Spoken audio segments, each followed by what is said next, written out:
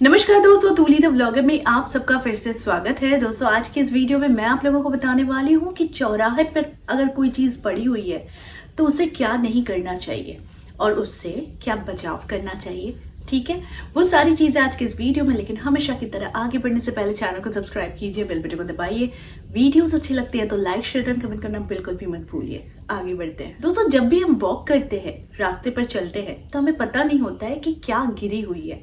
लेकिन आज मैं कुछ चीज़ें आप लोगों को पॉइंट आउट करवाऊंगी जिससे आप लोग अलर्ट हो जाएंगे और साथ में आप इस चीज़ का ध्यान जरूर रखेंगे कि क्या चीज़ को नहीं लांघना चाहिए। ठीक, तो सबसे पहले मैं बात कर लेती हूँ कि जब भी रास्ते या चौराहे पर से आप गुजर रहे हैं तो कभी भी ध्यान रखिएगा, जैसे नींबू मिर्ची को नहीं लांघना चाहिए। कोई पूजा की सामग्री है, फूल है जो लाल तागे से लपेटी हुई है या फिर कुछ है वो फेंकी हुई है, उसे आपने लांघ दिया। कोई भी मृत पशु पक्षी वो पड़ी हुई है, आप उसे या तो मतलब आपका टच हो गया आपकी बॉडी के साथ या फिर आपने उसे लांघ दिया, तो इसे नहीं करना चाहिए। या फिर आपको अगर कहीं कोई कपड़ा गिराया हुआ दिखाई दे, वो स्पेशली लाल या काले रंग का हो, तो वो भी कपड़े को नहीं लांघना चाहिए। जितनी भरकस कोशिश करनी चाहिए कि उससे थोड़ी सी दूरी बनाकर आप उसके बगल से निकले, ना कि लांघ कर निकले। सबसे पहले मैं बता देती हूँ, अगर आप नींबू मिर्ची को लांघते हैं तो दैट मीन्स आपका राहु जो है वो इफेक्टिव हो जाता है। और राहु जब परेशान करेगा तो राहु मन को भ्रमित कर देता है, आपकी उन्नति रुक जाती है, आपके धन के मार्ग रुक जाते हैं और साथ में आपके घर में अनायासी झगड़े, लड़ाई, टेंशन ये हावी होकर रहता है। अगर आपने कोई पूजा की सामान है, अगर पूजा पाठ की चीज़ें जो होती हैं तो वो लांघ दिया, तो इसके लिए भी क्या होता है कि आपके घर में अनायासी धन का आगमन रुक जाता है। तो इस तरह की बहुत सारी चीज़ें जो होती है जो राहु से डायरेक्टली कनेक्टेड होती है। ठीक है, तो यहाँ पर ध्यान रखने वाली बात होती है कि कभी कभी ऐसा हमारे साथ हो भी जाता है, तो इससे कैसे बचाव करेंगे। सबसे पहले तो मैं आप लोगों को यही बता रही हूँ कि अभी किस चीज़ को नहीं लांघना है, किससे क्या क्या हो सकता है।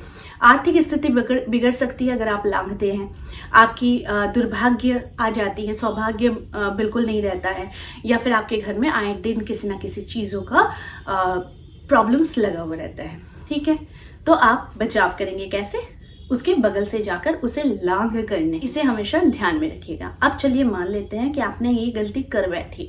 ठीक है, कर बैठी, हो गई है, कोई जानबूझकर तो करता नहीं, लेकिन अननेसेसरी ये चीज़ें हो जाती हैं। चलो मैं मान लेती हूँ। अब इसका बचाव कैसे करेंगे? अब आप इसका बचाव कर सकते हैं।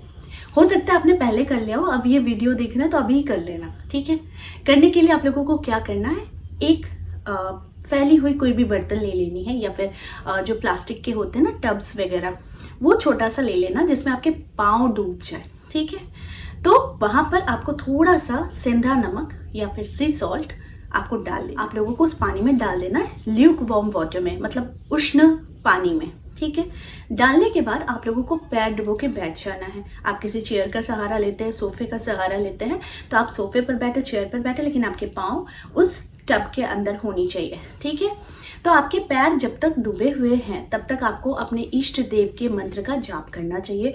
वो आपको 21 बार जाप करना चाहिए, क्योंकि 21 बार जब तक आप जाप करते हैं तब तक आपकी जो भी एनर्जी है वो रिलीज होना शुरू हो जाती है, यानी नेगेटिव एनर्जी है वो रिलीज होना शुरू हो जाती है और वो सीधे सीधे आपके पाँव तक आ जाती है, यानी उस पानी में आ जाती है। ठीक है, अगर आपको इष्ट मंत्र की चांटिंग आपको नहीं करनी है तो आप किसी इष्ट देव का ध्यान कर सकते हैं, कोई नाम का जाप कर सकते हैं। जब आप किसी भी मंत्र का चांटिंग करते हैं या फिर नाम का जाप करते हैं, तब आपके मन में यही चीज़ होना चाहिए कि आप ईश्वर की शरण में हैं। आप ईश्वर से ये प्रार्थना कर रहे हैं कि आपके ऊपर जो भी चीज़ें हो रही हैं या फिर जो भी जिस तरीके का प्रयोग भी अगर किसी ने किया है या फिर आपसे गलती के माध्यम से कुछ ऐसी चीज़ें आपने लांघ ली है या फिर छू लिया है, तो उससे अगर मैं प्रभावित हो रही हूँ तो ईश्वर के शरण में आने से वो सारी चीज़ें, जो भी नकारात्मक ऊर्जा है वो मेरे शरीर से बाहर निकल रही है। ये चीज़ें आपको मेडिटेशन के तौर पर या फिर ध्यान करते हुए आप लोगों को ये प्रार्थना करनी है अपने इष्ट देव से, या फिर आप जिस भी इष्ट देव या भगवान का नाम ले रहे हैं, जिस पर आपको यकीन है, बिलीव है, आप उनके नाम का सहारा लेने के बाद आप ये प्रार्थना उनके सामने कर रहे हैं। आपको ऐसा विजुअलाइज भी करना है।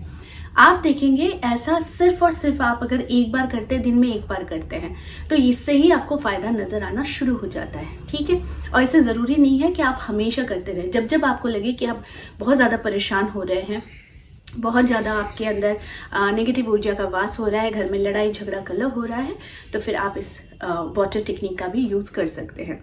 अब मैं आप लोगों को एक चीज़ और बता देती हूँ कि ये जो नींबू मिर्ची गिरी रहती है, या फिर पूजा के सामान गिरा रहता है, या फिर दिया रास्ते के बीच में रहता है, या फिर कुछ ऐसी चीज़ें जो बहुत नेचुरल नहीं लगती है कि ये रास्ते पर नहीं होनी चाहिए। याद रखिए, बहुत सारे लोग ऐसे भी होते हैं जो जादू टोना के माध्यम से ये सारी चीज़ें रास्ते पर फेंक देते हैं, जिस वजह से क्या होता है कि उनकी जो बुरी एनर्जी है उन्होंने रास्ते पर डाला है, लेकिन जिस इंसान ने उसे लांघा है या फिर छुआ है वो एनर्जी उस पर प्रभावित हो जाती है। तो इसीलिए इन सारी चीज़ों से बहुत दूर रहना चाहिए। और अभी जबकि आप लोग जानते भी हैं कि ये सारी चीज़ें नॉर्मल नहीं होती है, जादू टोना ये सारी चीज़ें नहीं होती है, लेकिन एक एनर्जी होती है जो थ्रो की गई होती है, जिससे उनके ऊपर से ये एनर्जी थ्रो हो जाए। लेकिन जो इस एनर्जी को लांघता है या फिर उसे पाता है या फिर उसे टच करता है, तो उस पर ये एनर्जी बहुत ही प्रभावित हो जाती है, जिससे उनको नुकसान भी उठाना पड़ जाता है। तो आई होप आज का वीडियो आप लोगों को अच्छा लगा होगा। इस तरह के वीडियोस मैं आप लोगों तक लाते रहूंगी। आज के लिए बस इतना ही, फिर मिलेंगे एक नए टॉपिक के साथ। तब तक के लिए आप सबको मेरा प्यार भरा नमस्कार।